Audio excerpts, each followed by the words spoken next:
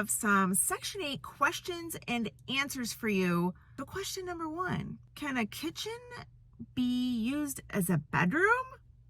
Yes and no. So before I get into all those, I'm going to give you a brief rundown of who I am. I'm going to give you an update, tell you what's going on. If you want to just skip all that and just go to the answers, you don't care about it, you're not one of my regulars, just tell me the answer. There's the chapters below. Look for that and go to that.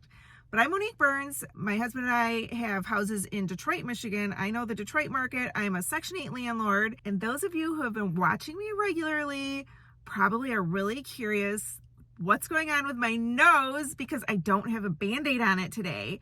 So I'll show you. See that? Ew, gross. I have a hole in my nose from getting skin cancer removed.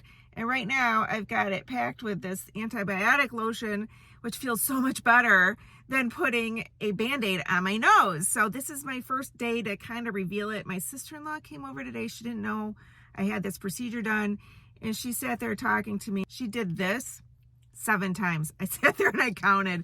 After the first one, I'm like, oh, you're doing that because you keep looking at my nose. She said, no, it's because my face itches. She was looking at my nose. She couldn't help it.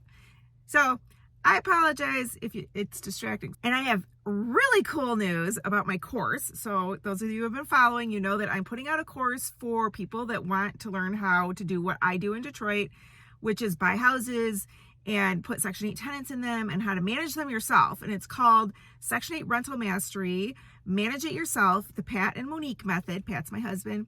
And it comes with a weekly mastermind, and we teach you all the things that we know about how to work with Section 8 and how we built up our own portfolio and about all the houses we renovated. And we share everything in this course. And yesterday was a huge day for me. I am on the board of RIA, Real Estate Investors Association of Oakland, as in Oakland County, Michigan, which is just outside of Detroit. They brought me on to talk about Detroit because all the money's in Detroit. The best investments are all in Detroit.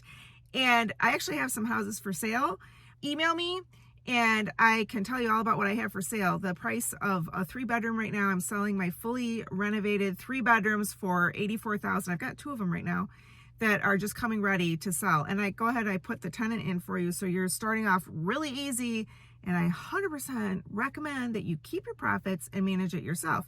Well, part of getting a house up to code between tenants, or if you're going to buy one that you want to renovate yourself, is you have to pass a city inspection. And so our RIA group invited inspectors to come speak at our group last night. And I thought, wouldn't it be cool if I ride along with one of them for the day?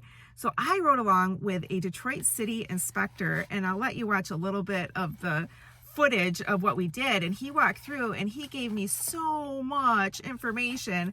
I have a massive amount of video content now that will be in my course about what it takes to pass an inspection. And I'm going to type up some kind of cheat sheets too to go with it. That's what's going on with my course, which I am selling in March. The person that's helping me put the technical stuff together, I didn't know how to do.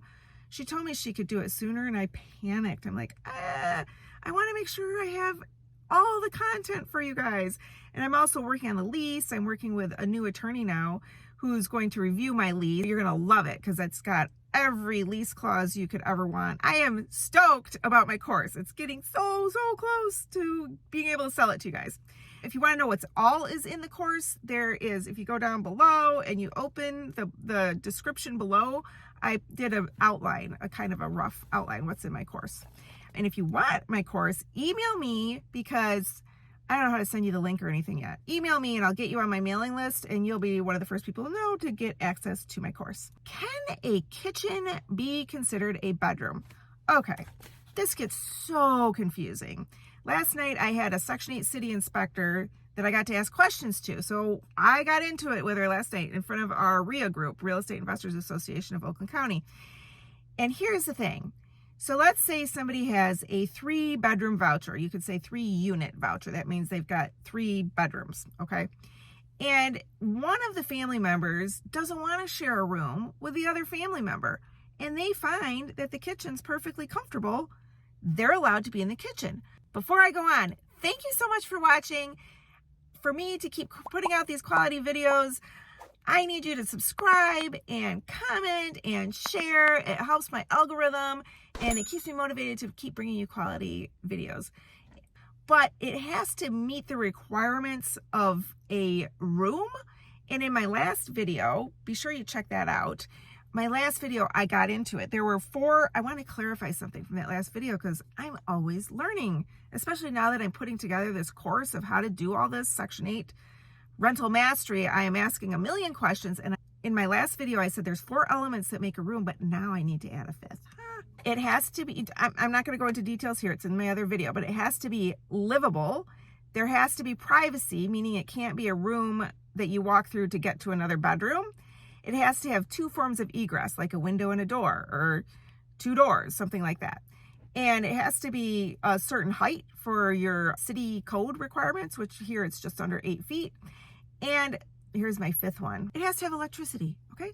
So that very well could be a kitchen if you don't have to go, if the bedroom isn't right off the kitchen, so then you could sleep in the kitchen. And I asked the inspector, what do you do about that? And she's like, you know, looks safe. The grandma's sleeping there in a nook in the corner of the kitchen. Who's she to say? So I thought that was kind of interesting, right? Yes and no. So it's not considered, oh, great, I'm going to call my kitchen, my 3-bedroom house, a 4-bedroom house because it has a kitchen. Now it's a 4-bedroom house. No, doesn't work like that. That's not what they're saying. But I certainly am eager to hear your responses. And if you are interested in my course, that's so awesome. Send me an email. Thank you so much for watching.